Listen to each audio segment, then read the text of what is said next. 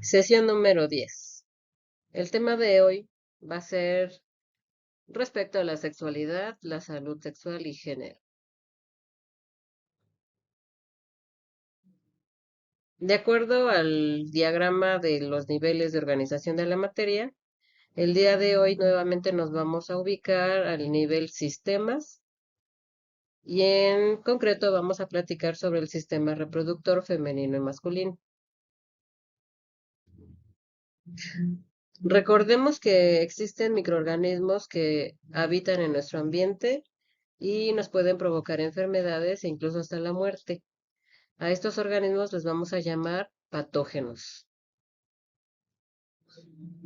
También recordemos que estos microorganismos, como hongos, bacterias, virus o protozoarios, únicamente los podemos ver a través del microscopio.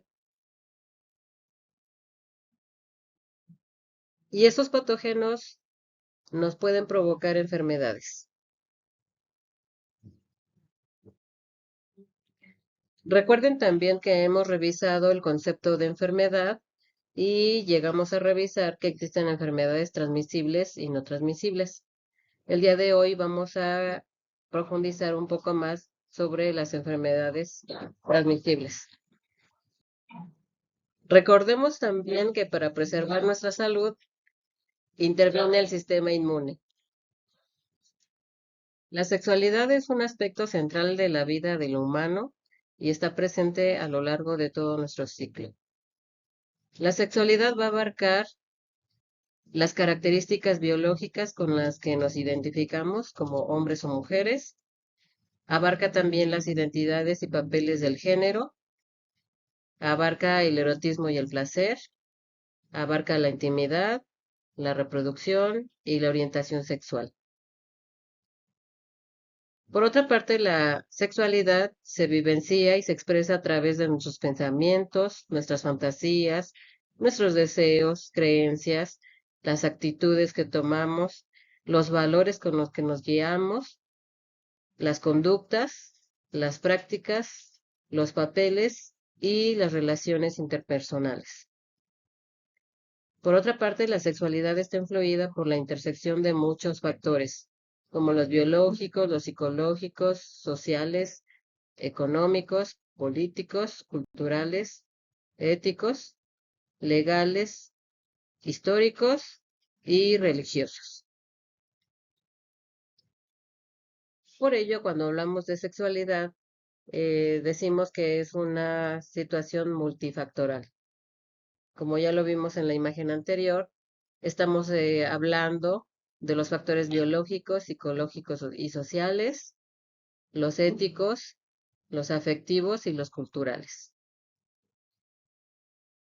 Otro aspecto relacionado a la sexualidad es el constructo social llamado género, y lo vamos a definir como la división dicotómica basada en el dimorfismo sexual socialmente impuesto.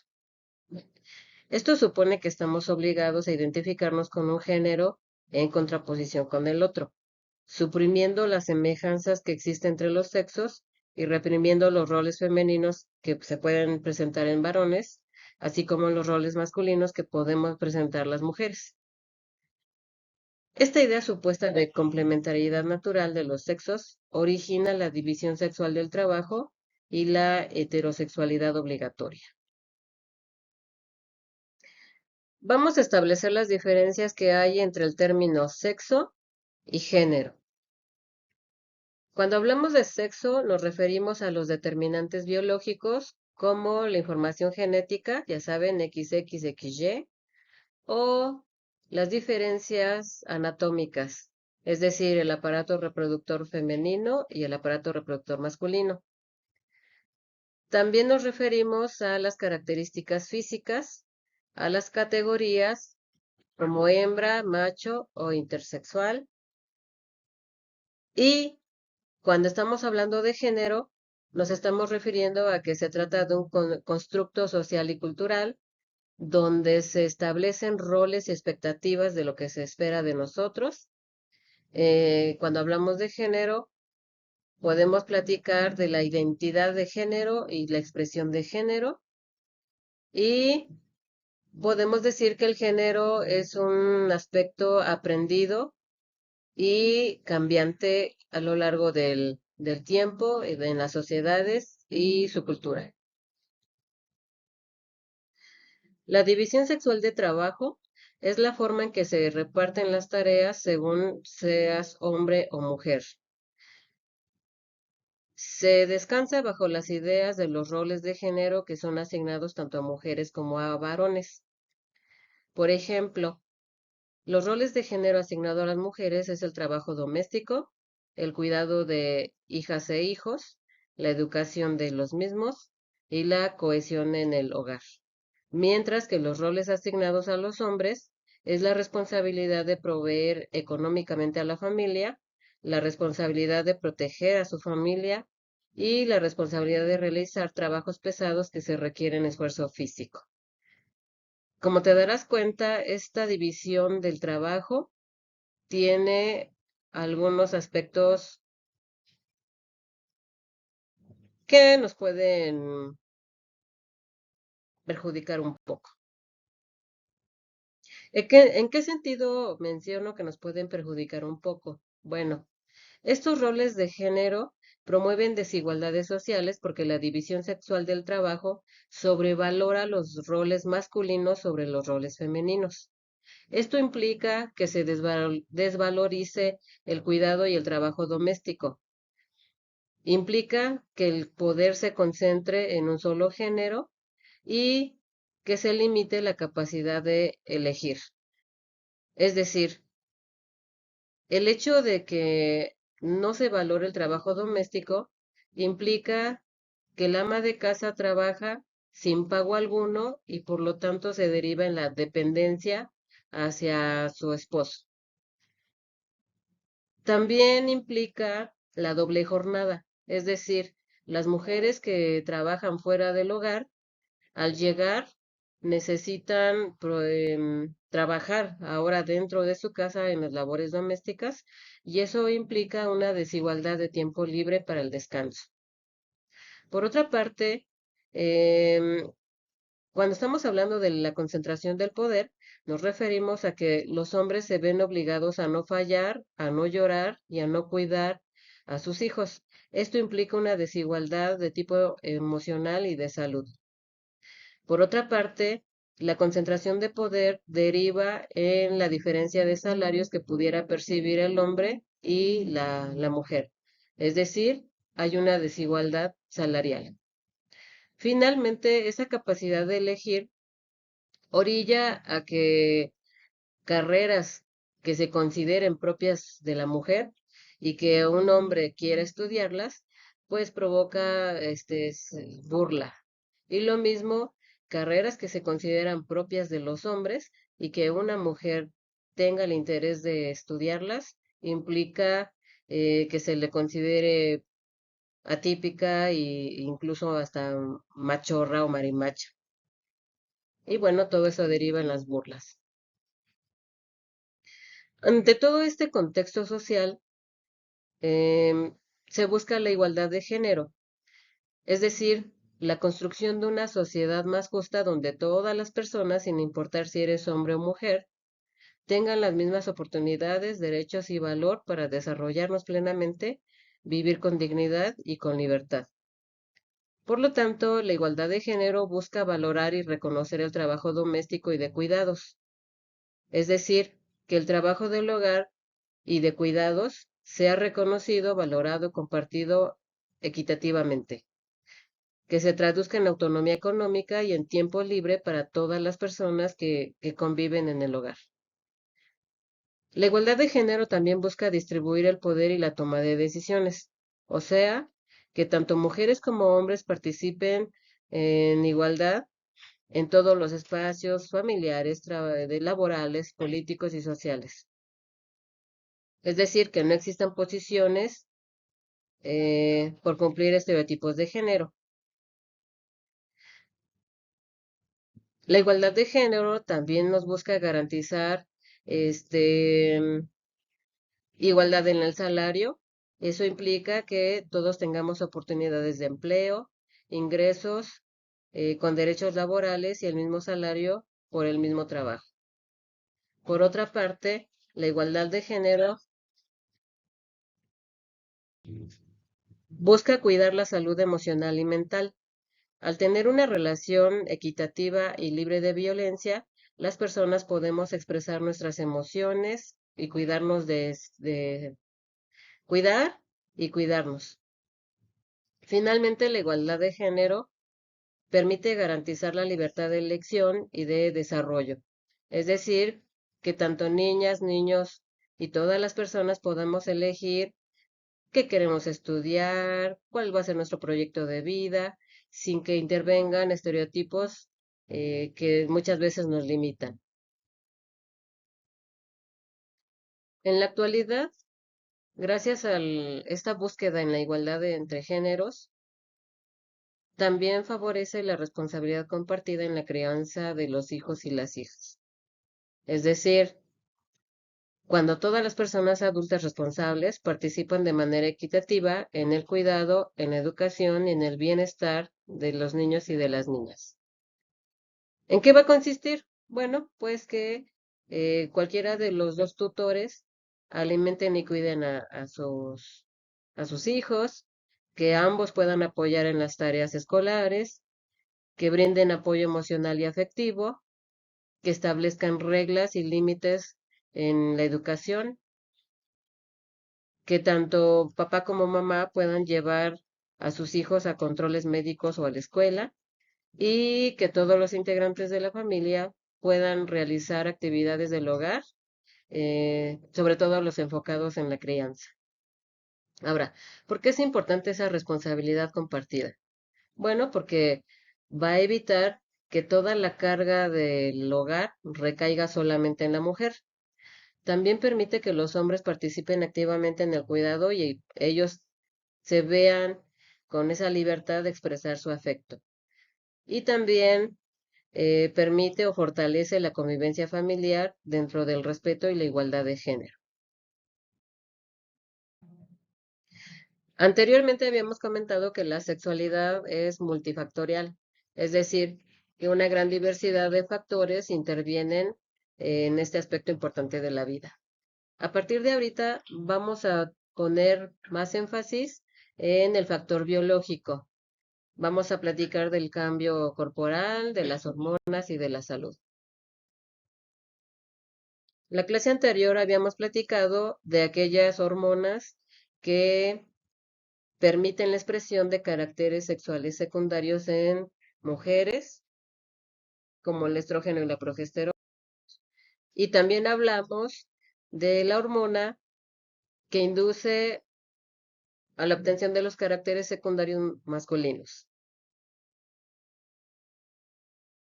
Una vez que el niño y la niña alcanzan la adolescencia, la pubertad, ya podemos comenzar a hablar de una faceta más del ciclo vital, que es la reproducción. Y la función biológica de la reproducción es permitir la continuidad de la especie, ya que la información genética de los papás se hereda a la descendencia, y esto a nivel poblacional es importante porque aumenta la diversidad genética, favoreciendo la adaptación y la supervivencia frente a los cambios ambientales. En esta imagen puedes ver todos los órganos que conforman al aparato reproductor femenino y aquellos órganos que conforman al aparato reproductor masculino. Aparte de la función biológica, la reproducción humana implica aspectos emocionales, sociales y valores como la responsabilidad, el cuidado, el respeto, la toma de decisiones informadas sobre la sexualidad y la salud. Vamos a comenzar platicando de la definición de la salud sexual según la OMS, y la define como el estado de bienestar físico, mental y social en relación a la sexualidad. Requiere la posibilidad de tener experiencias sexuales placenteras y seguras y libres de toda coacción, discriminación y violencia.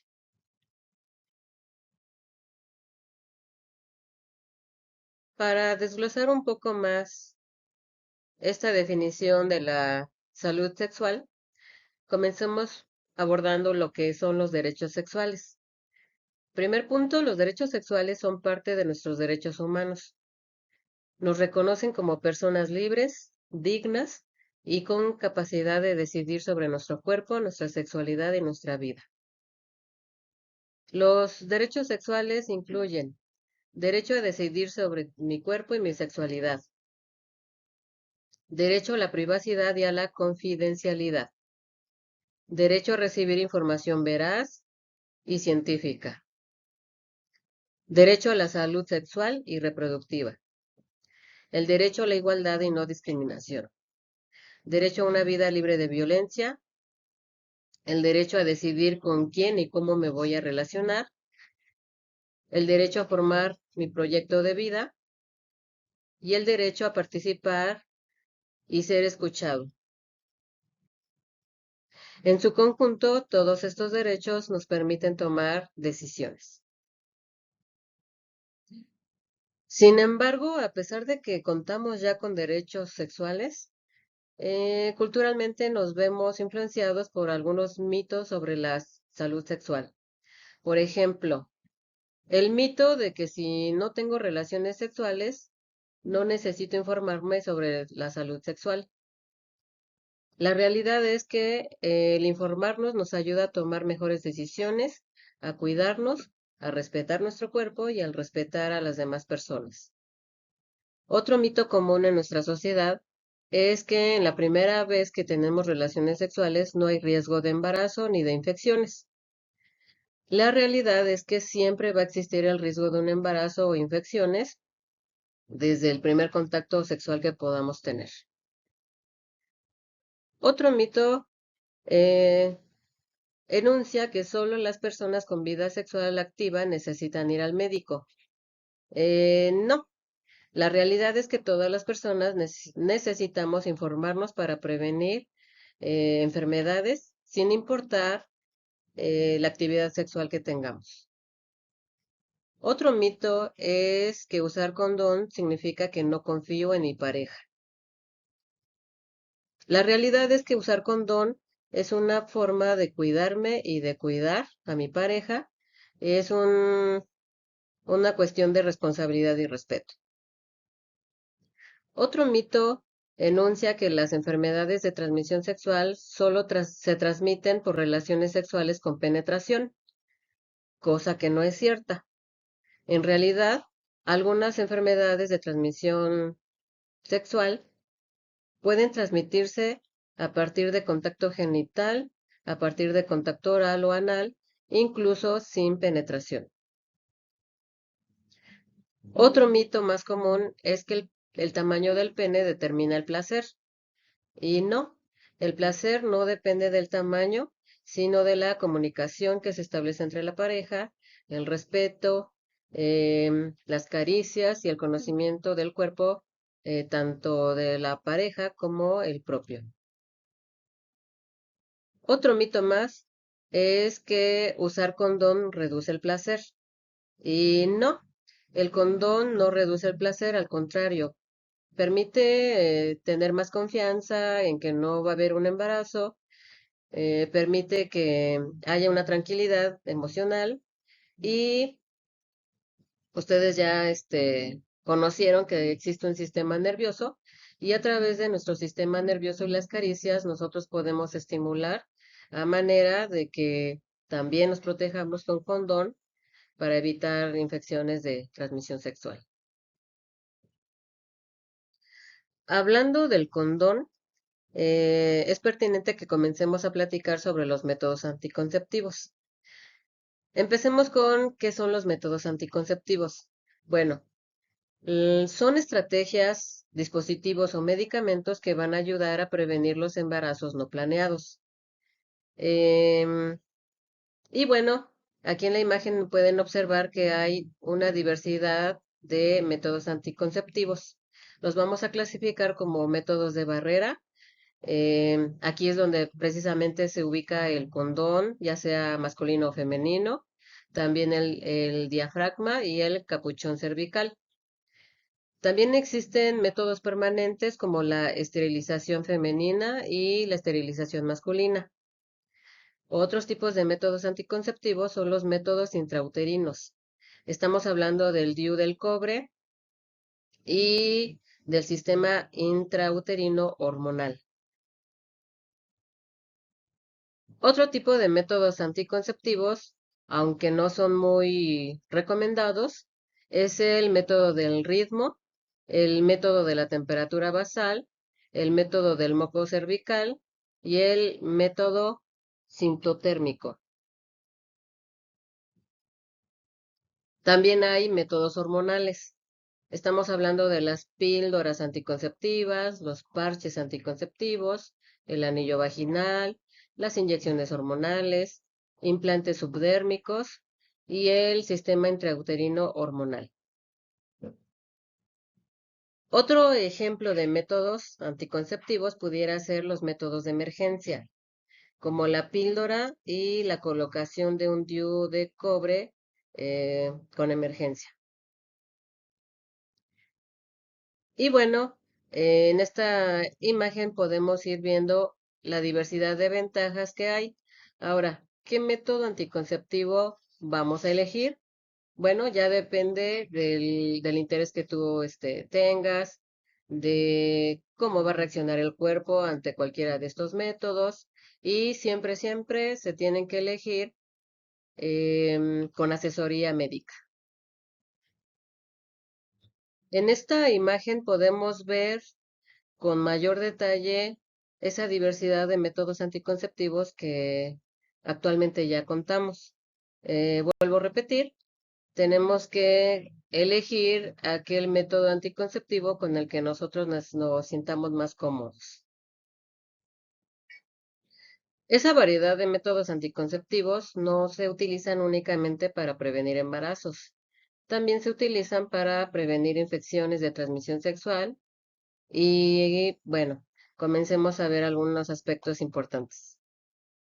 Primer punto, las infecciones de transmisión sexual se transmiten de una persona a otra a través del contacto sexual. Y si no son tratadas, estas infecciones de transmisión sexual se pueden convertir en una enfermedad. Aquí ya te puedo señalar algunas diferencias. Las infecciones de transmisión sexual no siempre causan síntomas. Por eso pueden pasar desapercibidas y únicamente las vamos a identificar cuando la persona ya tiene complicaciones o bien cuando a su pareja se le diagnostica. A diferencia, las enfermedades de transmisión sexual ya pueden presentar síntomas diversos dependiendo el agente patógeno que la cause. Existen diversos microorganismos que causan las infecciones de transmisión sexual. Puede ser de origen bacteriano, pueden ser a través de hongos, de protozoarios o de virus. Y aquí hay que tener cuidado porque algunas enfermedades no se curan, simplemente se controlan, principalmente las de origen viral. En esta imagen podemos ver algunos síntomas que provocan las enfermedades, el nombre de la enfermedad, el patógeno y el reino al que pertenece este agente patogénico. Otros síntomas de las infecciones de transmisión sexual pueden ser llagas o protuberancias en los genitales o en la zona oral o rectal. Algunas enfermedades van a provocar el dolor y ardor al orinar. Otras pueden provocar secreciones, flujo vaginal o mal olor, un sangrado vaginal inusual, pueden provocar dolor durante las relaciones sexuales, también pueden provocar inflamación en los ganglios linfáticos, particularmente en la ingle, también pueden provocar dolor en el abdomen, pueden provocar fiebre o erupciones en espalda, en manos y pies. ¿De qué manera se transmiten estas infecciones? Aunque el intercambio de fluidos es la principal vía, algunas infecciones como el herpes y el virus del papiloma humano se transmiten simplemente con el contacto de piel a piel en zonas genital, anal y bucal. También existen algunas enfermedades que se pueden transmitir de madre a hijo durante el embarazo, el parto o la lactancia. E incluso hay infecciones que se pueden transmitir a través de sangre contaminada.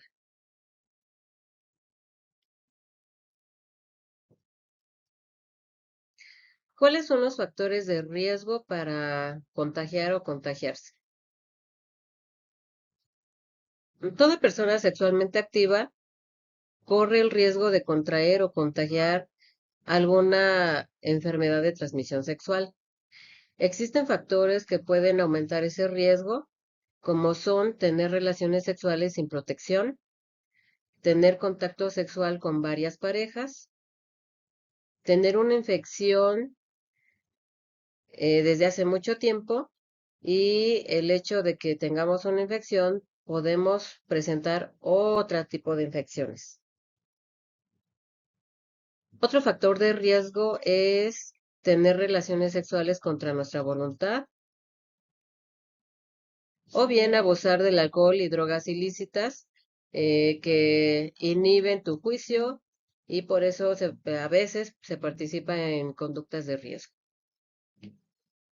También otro factor de riesgo pudiera ser el compartir jeringas cuando las personas tienen algunas adicciones. ¿Qué estrategias para prevenir una infección de transmisión sexual existen? Primero, la educación sexual. El estar informados y conocer sobre la sexualidad y las enfermedades de transmisión sexual nos permite tomar decisiones para ver cómo las prevenimos. Segundo punto pudiera ser el uso correcto del condón cada que tengamos un encuentro sexual. Otra forma de prevenir es la vacunación. Em, Esto nos permite fortalecer el sistema inmunológico y ya saben, cuando tengamos contacto con alguna infección, pues el propio sistema ataca al patógeno. Otra estrategia de prevención son las pruebas de laboratorio.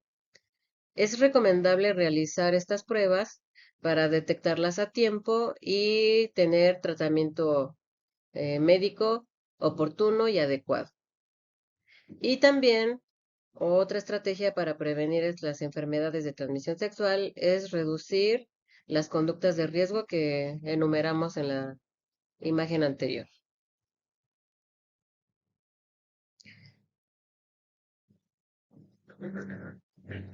Las estrategias de prevención las podemos separar como medidas conductuales, medidas de barrera y protección y medidas médicas y de salud pública. Cuando hablamos de las medidas conductuales, nos referimos a que se recomienda ser monógamos, es decir, mantener una relación sexoafectiva con una pareja estable y establecer comunicación responsable. También otra estrategia de prevención sería evitar relaciones sexuales de riesgo, evitar el consumo excesivo de alcohol y de drogas ilícitas. Si te das cuenta, una medida conductual hace referencia a las decisiones que como persona puedes tomar. En cuanto a las medidas de barrera y protección, es utilizar condones de manera correcta. Y en cuanto a las medidas médicas y de salud pública, aquí ya estamos hablando de la protección a nivel social. Es decir, podemos vacunarnos antes de iniciar nuestra vida sexual, sobre todo para prevenir el virus del papiloma humano. También estamos hablando de esas pruebas de detección para recibir el tratamiento oportuno y considerar la profilaxis antes de la exposición en casos de riesgo. Retomando cómo prevenir un embarazo no deseado, pues podemos hablar de que ya te contamos con información científica de libre acceso, pues a través de charlas, de clases como esta o de información que podemos encontrar en la red. También es importante que tengamos una educación sexual integral, además de contar con los servicios de salud reproductiva. Todo esto, aparte de prevenir un embarazo no deseado, nos permite decidir la mejor estrategia anticonceptiva. Y el condón destaca porque nos sirve para dos cosas: prevenir ese embarazo y reducir el riesgo de contraer infecciones de transmisión sexual.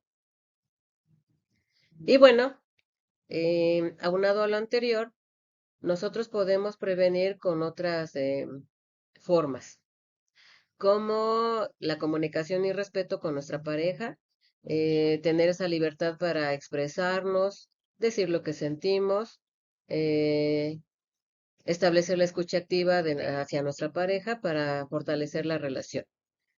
También la toma de decisiones responsables, por ejemplo, tener claridad de qué metas buscamos, qué consecuencias va a llevar a cabo toda acción que efectuemos.